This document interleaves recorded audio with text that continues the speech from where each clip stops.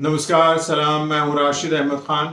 आज़ादी के 75 साल पूरा होने पर सरकार 75वां स्वतंत्रता दिवस को आज़ादी के अमृत महोत्सव के तौर पर मना रही है। इस महोत्सव के तहत हर घर तिरंगा का इरादा है। जब बात भारत की आज़ादी की होगी तो बात अंग्रेजी हुकूमत की भी होगी। ब्रिटिश शासन के जब भारत को आज़ादी मिली तो स्वतंत्रता सेनानी उस आज़ादी को वो महसूस कर सकते थे। अंग्रेजी हुकूमत में जहां उन्हें हमेशा इस बात का डर होती थी कि पुलिस कभी भी उन्हें उठाकर जेल में डाल देगी, अंग्रेजी हुकूमत के खिलाफ प्रदर्शन करने की आजादी नहीं थी। बाल गंगाधर तिलक 2 अखबार, केसरी और मराठा के संस्थापक थे। अंग्रेजी हुकूमत में भारतीय पत्रकारों की वो दौर बहुत मुश्किल भरा दौर था। बाल गंगाधर तिलक ब्रिटिश सरकार के खिलाफ लिखते थे, इसलिए बाल गंगाधर तिलक को अंग्रेजी हुकूमत ने गिरफ्तार कर उनके खिलाफ देशद्रोह का मामला लगा दिया, जो आज इस सरकार में पत्रकारों के खिलाफ यूएपीए लगाए जा रहे हैं। बड़ी हैरान कर देने वाली बात यह कि केंद्र सरकार आज आजादी के 75वें साल को अमृत महोत्सव के तौर पर मना रही है। मनाना चाहिए, लेकिन क्या मोदी सरकार सत्ता में आने के लिए जनता से जो वादे किए थे वो पूरे कर दिए हैं? प्रधानमंत्री मोदी ने कहा था कि 2022 में देश के सभी लोगों के पास अपना पक्का घर होगा। हर साल 2 करोड़ लोगों को रोजगार दिए जाएंगे। सबके अकाउंट में 15-15 लाख रुपया आने का वादा किया था। आज महंगाई इतनी हो गई है कि जीना मुश्किल हो गया है।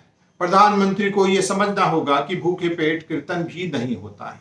मौजूदा सरकार तो अंग्रेजी हुकूमत से भी आगे है। पत्रकार सिद्दीकी कप्पन जो घटनास्थल पर भी नहीं पहुंचा था, पुलिस ने उस पत्रकार को रास्ते में गिरफ्तार कर यूएपीए लगाकर जेल में डाल देती है और आज भी वो जेल में है। हैरानी की बात तो यह है कि सरकार इसे महोत्सव के रूप में मना रही है और दूसरी तरफ रेलवे के सभी कर्मचारियों से इस अमृत महोत्सव के 38 रुपए सैलरी से काट भी रही है। तो क्या केंद्र सरकार तिरंगे झंडे को बेच रही है?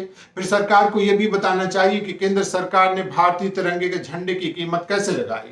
झंडा हमारी आजादी का प्रतीक है, उसकी कोई कीमत नहीं हो सकती है, वो बहुमूल्य है। गरीबी रेखा से नीचे वाले राशन फ्री में राशन लेने वालों को 20 रुपए का तिरंगा झंडा खरीदने पे मजबूर किया जा रहा। ये किस तरह की आजादी का महोत्सव मनाया जा रहा है? आप खुद सुनिए। बोले झंडा ले लो, झंडा मैं नहीं लेना चाहता। जब मैंने राशन लेना है, मेरे पास पैसे ही नहीं है। अब मैंने कई 10-20 बंदों से पैसे मांगे, बोले भाई हमारी मजदूरी नहीं लगी है, मैं पैसे कहां से लाऊंगा। जिसने एतराज था उनसे हमने कहा अभी 20 रुपए का झंडा है, सरकार का ऊपर से ऑर्डर है, तुम्हारे को तो पैसे जमा करवाने पड़ गए। हम तो उन्होंने कहा अभी मगर जो 20 रुपए का झंडा नहीं लेगा तो उसको कैसे करे, उनको राशन नहीं दो। उनको को सरकार के आदेश है साहब। हमारे इंस्पेक्टर साहब है जो ऊपर बैठे हमारे, उन्होंने कहा अभी ये झंडा जरूरी है, जो राशन ले रहा है उनके लिए झंडा जरूरी है। 20 रुपए का झंडा, जो नहीं लेगा उसको नहीं मिलेगा राशन। हाँ, उनको कह दो आपको राशन नहीं मिला, झंडा ले लो। आपको तिरंगा झंडा लेना पड़ा, मजबूरी में लेना पड़ा? हाँ जी, चढ़वा राशन कार्ड पर चढ़वा कर गई, पूरे पैसे लेकर आए थे हम।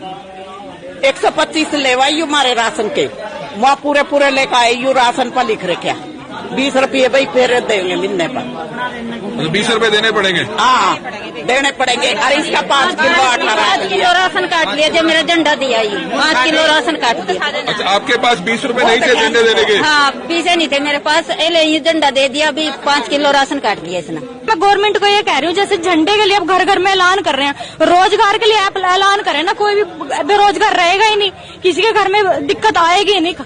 राशन तक लेने के लिए लोग परेशान है यहाँ पे। और सिलेंडरों का रेट देखो सर, आप उज्ज्वला योजना का कहाँ क्या बन रहा है, कुछ बन रहा है उसका? घर में सिलेंडर खाली पड़े हैं। और गांव में तो खैर लोग फिर भी ईंधन अफोर्ड करके अपना गुजारा कर लेते हैं, शहरों में बंदा वो तो मजबूर हो जाते हैं ना करने के लिए।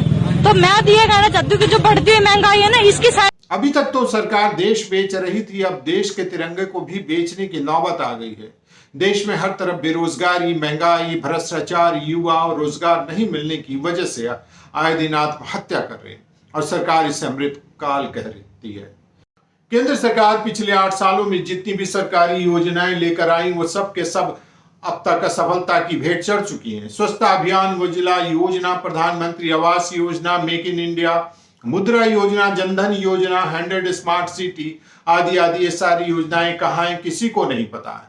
अंग्रेज की गुलामी से आजादी मिलने के बाद जब पहली बार सरकार का गठन हुआ तो जनता को इस बात की खुशी थी कि सरकार उनकी चुनी हुई है और पुलिस भी उनकी है। लेकिन आज जनता अपनी बात नहीं रख सकती है, उन्हें जेल में डाल दिया जाएगा। किसान को अपनी बात रखने की आजादी नहीं है। देश के युवाओं को बेरोजगारी के खिलाफ प्रदर्शन करने की आजादी नहीं है। विपक्ष का काम है जनता के हक के लिए आवाज उठाना। आवाज उठाने पर उसे गिरफ्तार करके जेल में डाल दिया जाता है। विपक्षी पार्टियों को डराकर खामोश कर दिया गया है।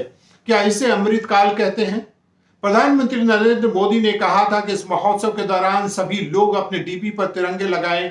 इसके साथ ही आरएसएस प्रमुख मोहन भागवत, सरकार कार्यवाहक दत्तात्रेय सोबोले और कई अन्य वरिष्ठ पदाधिकारियों के ट्विटर हैंडल पर भी तिरंगे की डीपी नहीं लगाई गई है।